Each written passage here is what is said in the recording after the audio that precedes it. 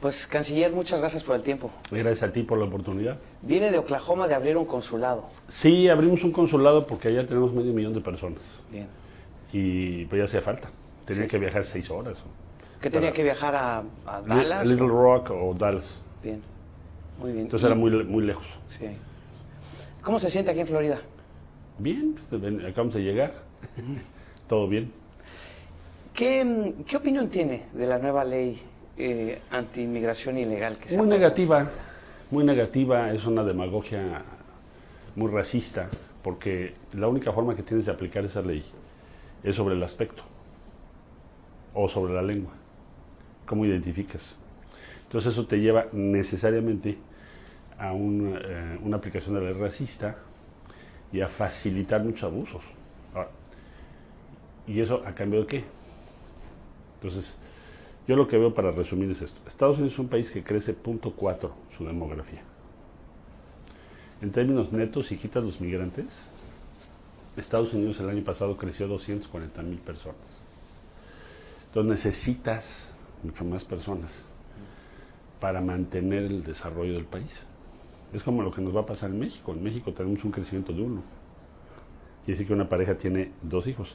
Un poco más adelante, que también vamos a bajar, vamos a necesitar personas de otros países que vengan a trabajar a nuestro país.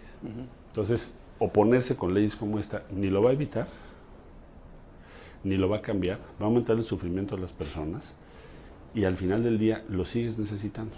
¿Es una ley racista? Yo creo que sí, porque su forma de aplicación es el racismo. Sí. Aquí con las cámaras de Telemundo, ¿qué le dice al gobernador Ron DeSantis? Bueno, yo entiendo que es un tema de su campaña y que el racismo es algo que funciona a veces electoralmente, pues así ha sido en la historia, pero está equivocado y él lo sabe. Está equivocado y lo que nosotros tendremos que hacer es apoyar a nuestros connacionales. En Florida tenemos una comunidad importante, no tan importante como en otros estados, Sí. pero habrá que apoyarlos. Pero hay más de 780,000 migrantes sin documentos en Florida. Así es.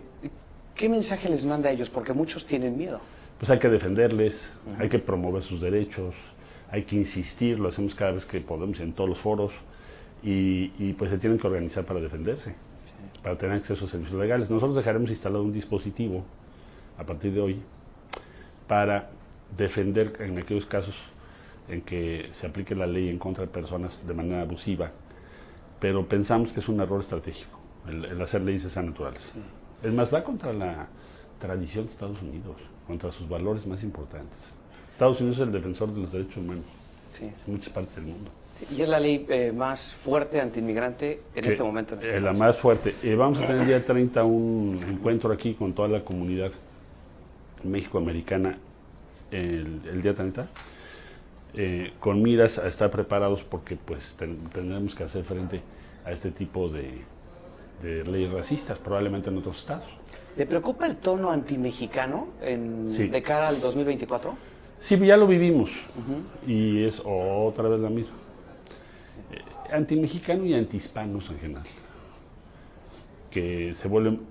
Es como la reflexión de decir, bueno, entonces quiere decir que el motor que ustedes tienen nada más es el racismo. O sea, es el partido que defiende el racismo o las personas que defienden el racismo. Y yo les decía ayer a la comunidad mexicana que nos reunimos en Oklahoma, de toda la Unión Americana, pues organícense, defiendan su voz, ya son ciudadanos americanos ustedes, muchos. ¿Donald Trump o Ron DeSantis? ¿Quién le conviene más a México como candidato republicano? Está igual. ¿Son No iguales? no diría que nos convenga uno más o menos. ¿Le parece que paran igual? ¿No hay Pues diferencia? tienen la misma postura, ¿no? O sea, no creo que nosotros podamos si nos conviene más esto o el otro. Francamente, la postura anti-mexicana es parecida. Sí. El presidente López Obrador sí ha hecho algún llamado a no votar por determinados candidatos republicanos. ¿Eso es intervencionismo? Pues no, el intervencionismo sería venirnos a meter a hacer activismo político. Lo que dice el presidente es, reflexionen, se refería a unas declaraciones del senador Kennedy, Sí. que es un senador de Luisiana, muy agresivas, muy groseras contra México.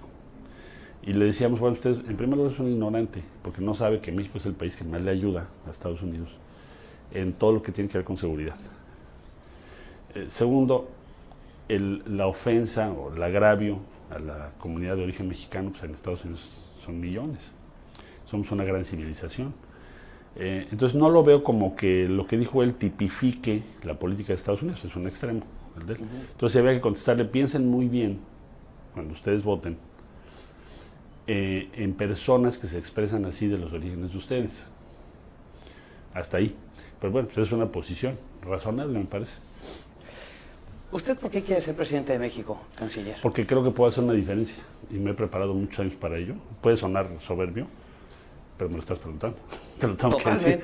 Entonces, me he preparado 42 años. He vivido de todas las adversidades que te puedas imaginar, desde el sismo 85 hasta la pandemia. Y sí tengo la convicción de que puedo hacer una gran diferencia, porque sé cómo hacer las cosas. Y tengo el networking, ahora en Relaciones Exteriores llevo 5 años. Y eso me ha ayudado mucho también para conocer a todos los dirigentes mundiales, a muchos de los empresarios que nos importan. Entonces creo que eso, todo eso junto, pues te da una gran capacidad. Y la pasión por el servicio público, la pasión por cambiar la suerte del país, que México alcance su grandeza, que no tengamos la pobreza que hay, 43%, imagínate la población en pobreza. Bueno, eso es el asunto. ¿Y por qué cree que es mejor que otros aspirantes de su partido? Porque tengo más experiencia, sobre todo en la adversidad. O sea, en aquello en donde has tenido que combatir, es como cuando tú dices, bueno, me voy a subir a un barco, ¿qué capitán o qué piloto prefieres, no? Pues yo lo primero que preguntaría es, bueno, pues ¿cuántas tempestades has enfrentado? No, pues ninguna. ¿Quién más hay? ¿Verdad? Entonces, yo me la he pasado en tempestades. Y hemos llegado a buen puerto. Aquí estamos. Ahora, usted quiere ser presidente, pero ¿qué tanto quiere ser presidente? ¿Hasta dónde está dispuesto a llegar, canciller? Bueno, yo voy a estar participando en la encuesta a la que se ha convocado, vamos a presentar nuestras ideas y yo estoy seguro que nosotros vamos a salir adelante. Tenemos un apoyo muy grande de muy diferentes sectores de la población y no puedo yo defraudarlos por ningún motivo. ¿Va a respetar los resultados de la encuesta? Bueno, yo lo que diría ahorita a este punto siempre los he respetado. Es más, yo soy el paradigma del respeto a los procesos electorales. Acuérdate, 2011. A mí Andrés me gana por 1.6 y dije, bueno, adelante, que él sea el candidato. Entonces, pero más que un anhelo personal, es la convicción que tengo y de muchas otras personas que represento, de que lo podemos hacer bien y que estamos preparados para eso. Entonces, ¿por qué habríamos de hacer otra cosa? ¿Por qué habríamos de ceder?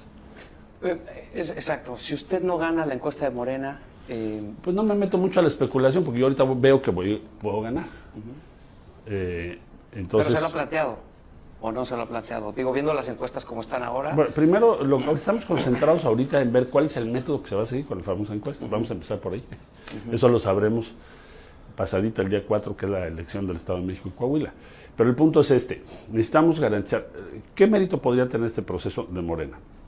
En México nunca se ha seleccionado un candidato a la presidencia del partido en el gobierno, en el poder, por un método abierto a toda la población.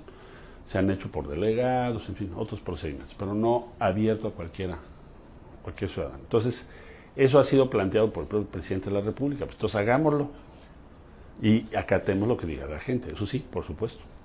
Pero sí tenemos que garantizar que sea la opinión genuina de la población.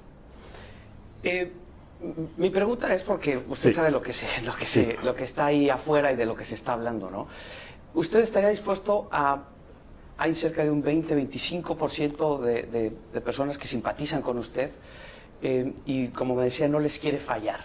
¿Estaría dispuesto a buscar la candidatura separándose de yo ahorita Moreno, no veo, del presidente yo ahorita López no Obrador? veo la necesidad de separarme. Además, he estado participando mucho tiempo en eso. Soy parte de... Y no creo que fuese correcto que yo dijera, bueno, pues entonces me voy a ir por cualquier partido que me lo ofrezca.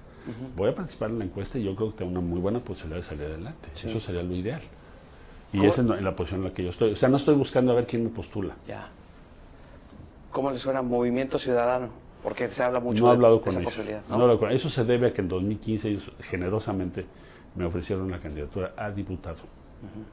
Y tengo muy buena relación con ellos y me llevo muy bien con ellos, pero ni siquiera he hablado de este tema con ellos. Sí. En su libro habla mucho de su abuela, ¿no? Sí. Era una mujer feminista. ¿Qué cree que le parecía a su abuela ver a una primera mujer presidenta de México? Pues diría que tanto ha defendido el feminismo, ¿no? Habría que ver. O sea, el género no determina la causa.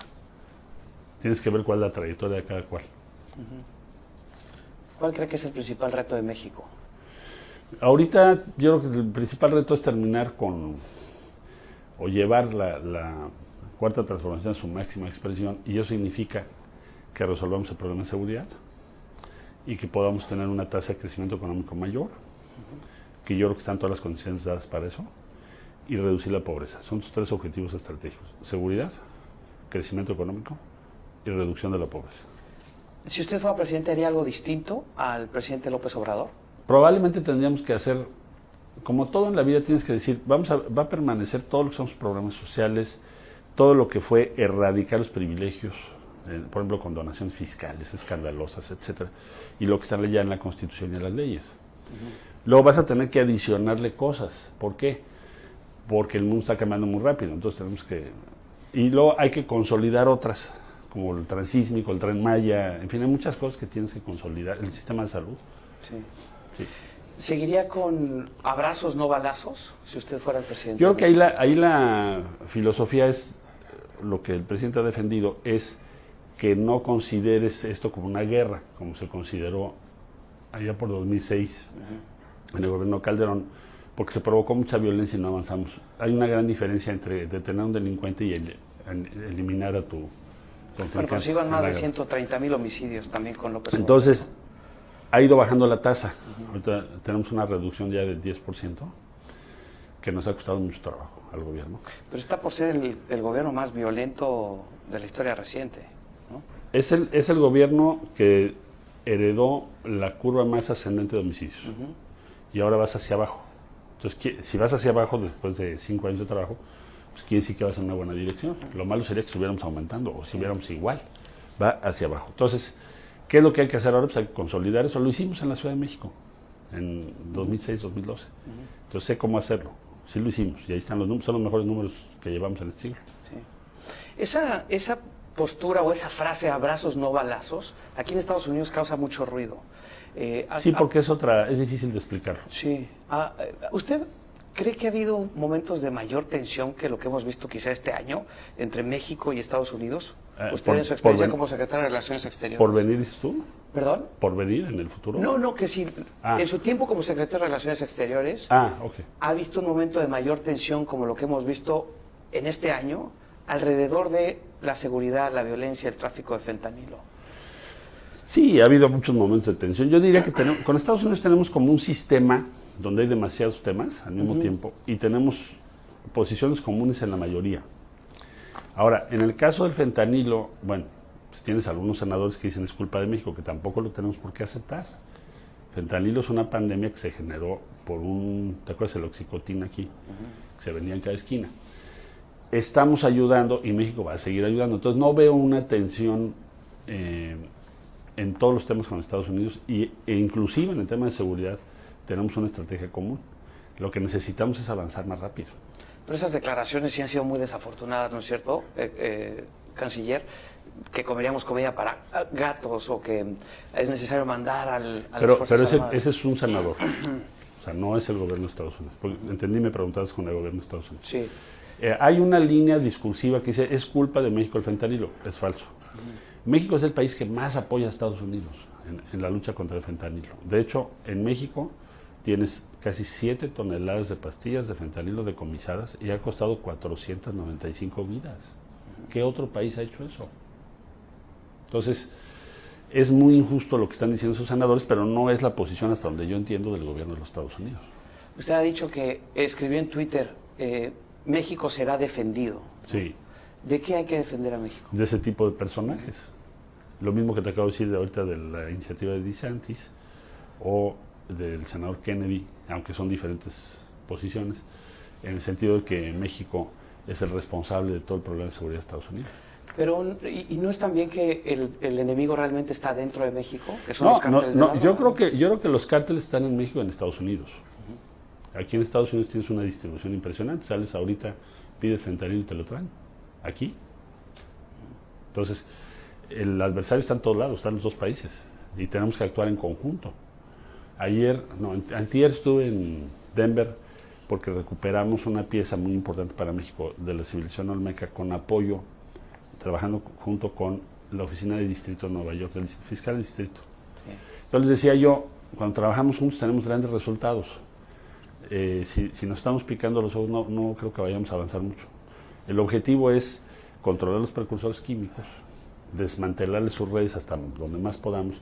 Y otra cosa que ha insistido mucho el presidente López Obrador, que es informar a la sociedad de lo grave del fentanilo, es decir, a los jóvenes particularmente. En México ya empezamos una campaña en las escuelas, porque queremos prevenir el consumo de estas sustancias, ¿no? Entonces, así estamos orientados, y con Estados Unidos tuvimos una reunión hace poco para ir en esa misma dirección. El otro tema que siempre está ahí es el migratorio. Sí. Mucha gente piensa que México le está haciendo el trabajo sucio a Estados Unidos. Bueno, eso dicen, y otros dicen lo contrario. Depende a quién le preguntes, ¿no? ¿Cómo lo contrario? Sí, Abbott dice que dejamos pasar a todos, el de Texas, etcétera. Entonces, la verdad de las cosas es que México tiene una política bastante abierta de migración. Es decir, cualquier persona que te pida refugio o visa de trabajo se lo das. De hecho, este año vamos a tener como el triple de permisos.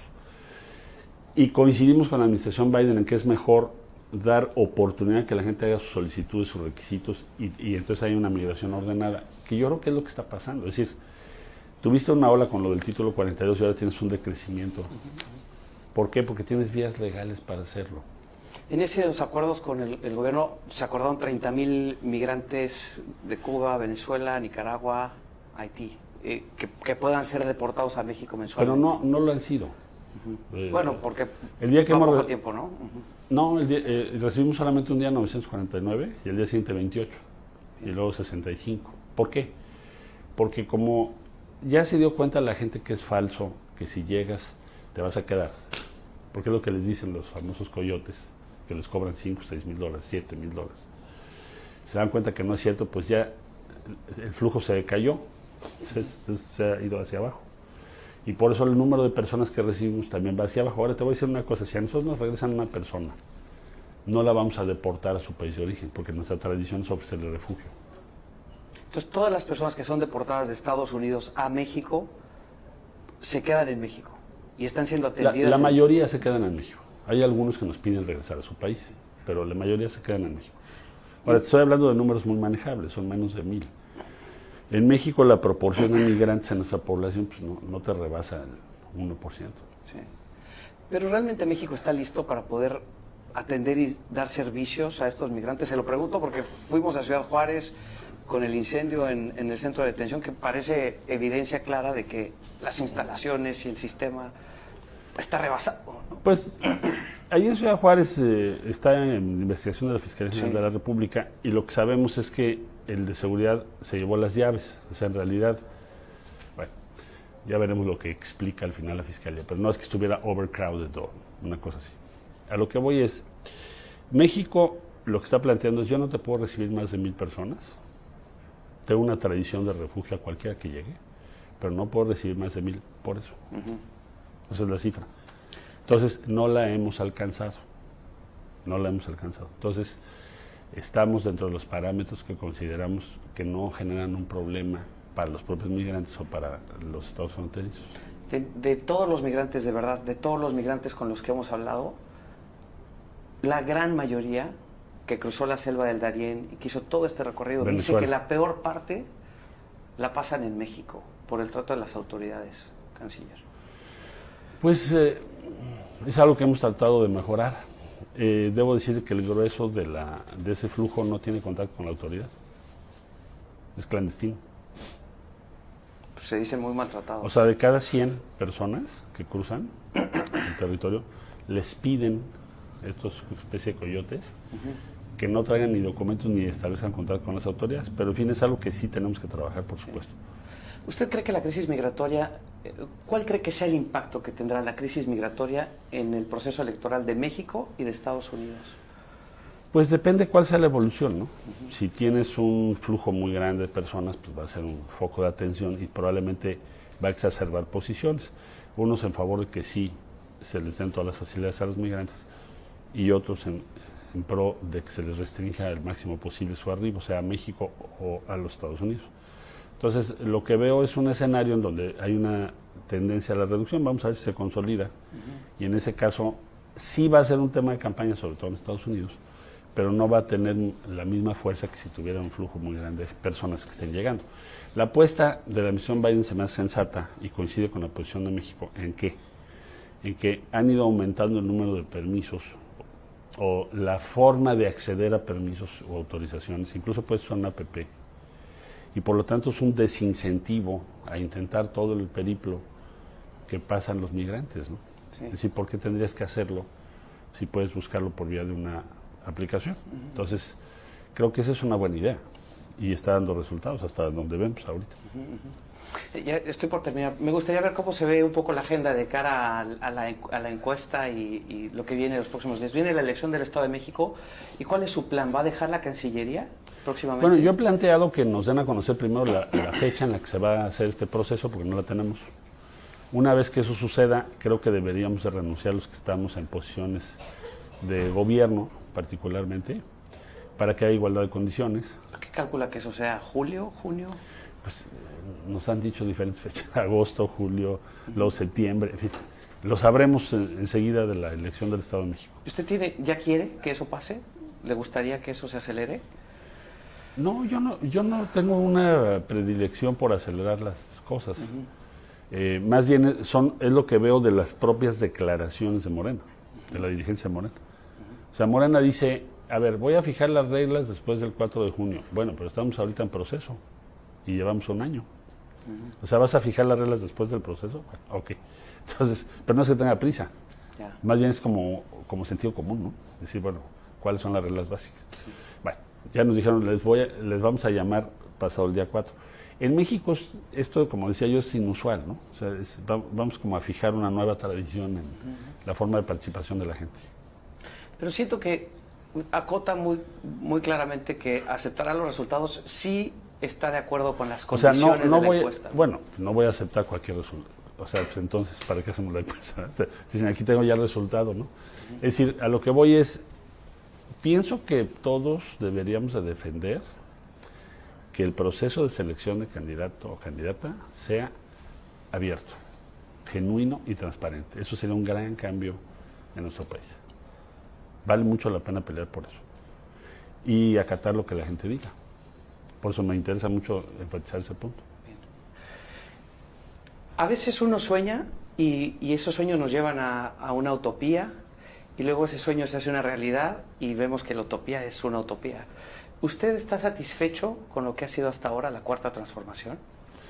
Yo veo que se han logrado muchísimas cosas muy importantes y que, claro, siempre habrá espacio para que perfecciones cosas, no quiere decir que seamos perfectos, pero lo que se ha hecho es muy valioso, tenemos una moneda fuerte, tenemos una buena correlación, de hecho tenemos la mejor correlación deuda-ingresos, somos los que debemos menos, tenemos más ingreso del continente, tienes grandes transferencias sociales que no las habíamos tenido, transferencias quiero decir apoyos para diferentes, sobre todo en un país donde no hay pensiones, adultos mayores, también personas con discapacidad y otras comunidades, para tratar de hacer el país más justo. ¿Pero hay algo que no le guste? Entonces, bueno, a mí me habría gustado que no tuviéramos la pandemia, ¿no? Pero no lo puedo cambiar.